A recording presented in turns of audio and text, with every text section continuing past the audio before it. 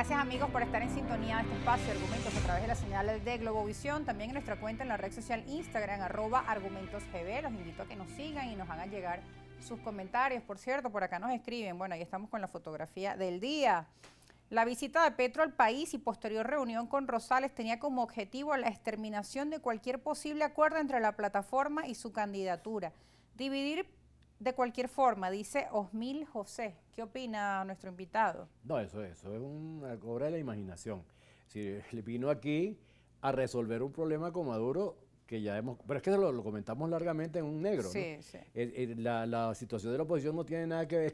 ¿Qué culpa tiene Petro de que haya 12 candidatos? De la división Eso dentro no de tiene la oposición. Nada que ver, eso no tiene nada que ver. La situación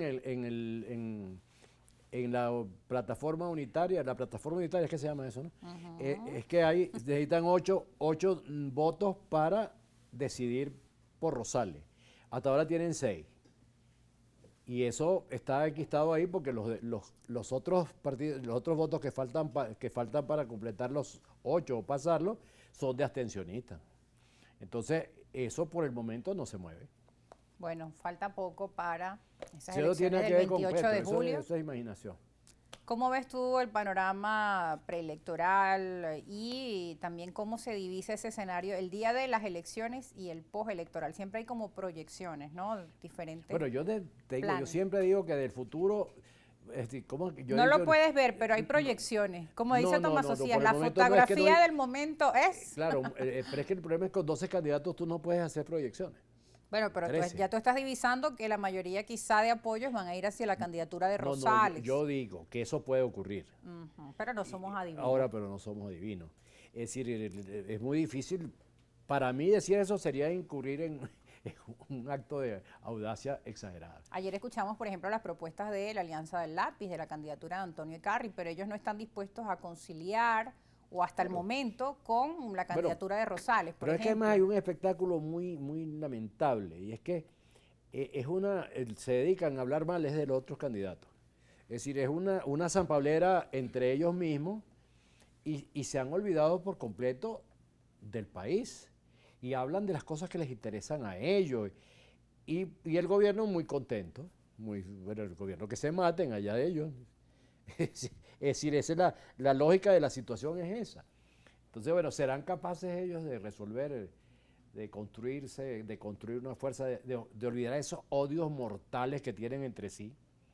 Porque, por ejemplo, yo veo lo que dice el comando de María Corina, lo que ha dicho el comando de María Corina de Rosales, mira, que es todas las monstruosidades que tú puedes decir de una persona, ladrón, traidor, que si se operó o no se operó, que está enfermo, es decir, y además todo dicho de una manera sórdida.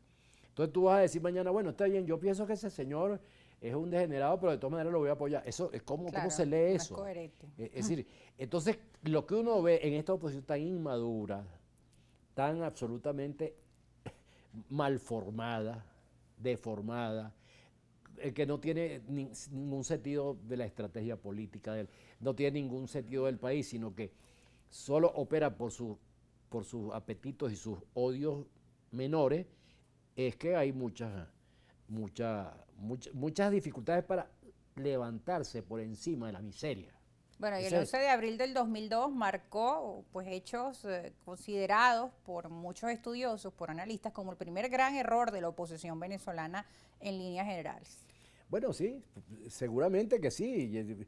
Yo creo que hay anteriores, pero ese es, digamos, uno de los grandes errores climáticos. Climáticos. Sí, es como los cambios climáticos, por decirlo así.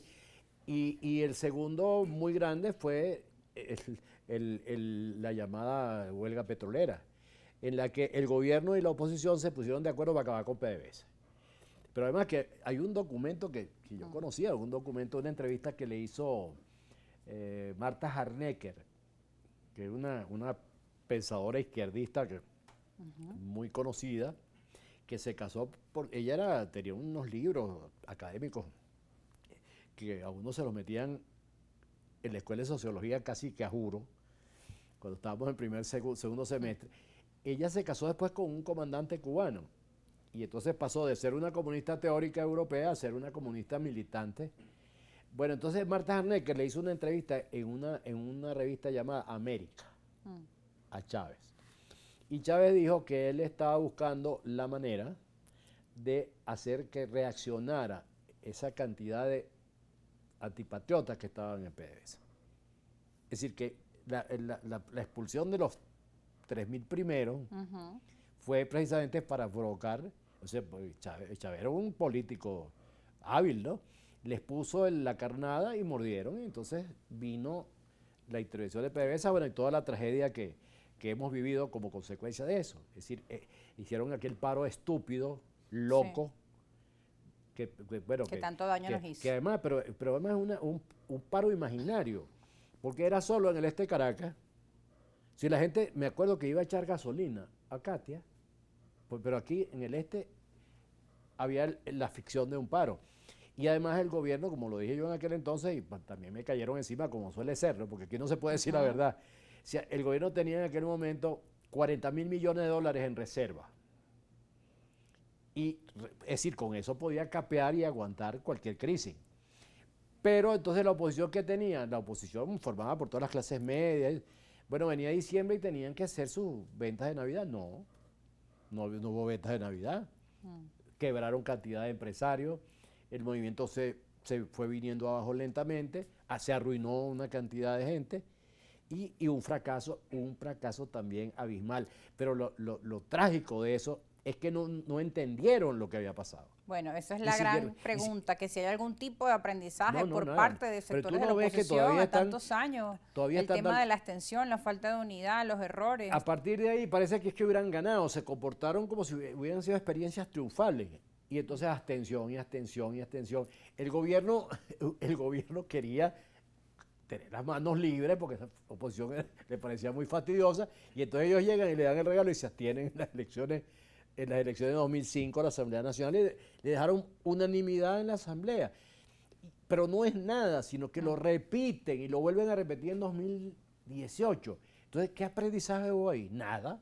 Bueno, y nuevamente leo a veces comentarios, tanto de la gente, de los votantes, como de algunos líderes que dicen es que ya está visto con estas acciones que no se puede ir a elecciones en Venezuela, no se puede votar todavía. Exacto, claro, es que es una estulticia, pero absolutamente profunda, porque el aprendizaje es al revés. Cuando, mira, uno puede decirlo tranquilamente así, todo lo que la oposición ganó, que llegó hasta ganar la Asamblea Nacional, después de estar desaparecida por la abstención de 2005, que es culpa de los mismos que han seguido hasta ahora hablando de abstención y van a seguir hablando, ¿no? Bueno, la abstención de 2005, la oposición desapareció y la izquierda tomó el control.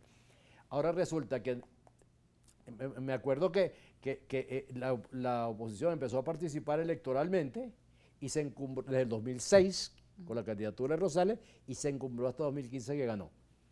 Entonces, todo lo que hemos conseguido, lo hemos conseguido gracias a las elecciones. Y todo lo que hemos perdido, lo hemos perdido por la abstención y el radicalismo. Bueno, en el libro El arte de la guerra de Sun Tzu dice que para vencer en las batallas no solo basta con conocer al enemigo, primero hay que conocerse a sí mismo, claro. Pero entonces ese tema de la falta también de la autocrítica y de reconocer los errores, pues nos lleva a esta situación. Es que para ello la crítica, que es un elemento esencial del funcionamiento de la sociedad moderna, de las jerarquías empresariales y eclesiásticas de los partidos. Para estos primitivos políticos que hemos tenido aquí, la crítica es una ofensa. Bueno, nos tenemos que ir. Gracias, Carlos Raúl, por estar con nosotros. Pero no me dejaste hablar. No te dejé. Mira, y te cuento, no va a haber repetición a las 11.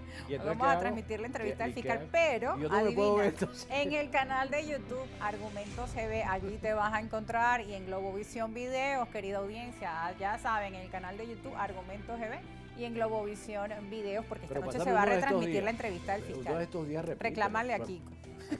Pero a Kiko yo le reclamo todo. Nos despedimos. Gracias, amigos, por estar con nosotros. Hasta la próxima.